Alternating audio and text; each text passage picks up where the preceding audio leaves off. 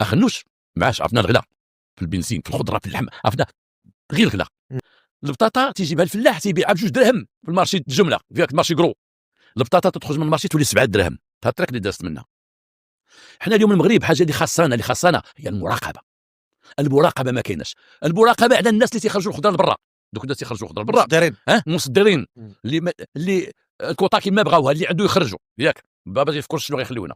الناس اللي تيغليو الناس الجمله اللي تيغليو جميع السلع وتيغليو. حنا خصنا ماشي خصنا اخنوش ولا غير اخنوش اللي تعيد اخنوش. خصنا المسؤوليه والمحاسبه. خصنا المراقبه. المسؤوليه والمحاسبه. حنا خصنا وزاره المراقبه.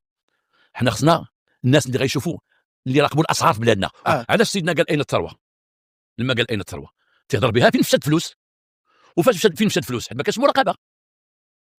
انا كل شيء عندي كيف الحكومات كل شيء كلهم ما نجحوش لواحد الخطه اللي خاصهم ينجحوا لها ما نجحوش لها. خلينا هذا الغلاء والصداع ما نجحوش لها. ما حتى واحد ما قد يقنوا المراقبه يقنوها بصح. المسؤوليه بالمحاسبه حتى واحد ما قد يديرها. ويجي لكم بديو فيك تنعمروا واحد حبس في الشفاره زاد نعمروا حبس في الشفاره. هو اخنوش زاد في هذه المواد وزاد في هذا الشيء هذا. شنو تتسنوا به؟ تتسنوا به هو كاع براسو.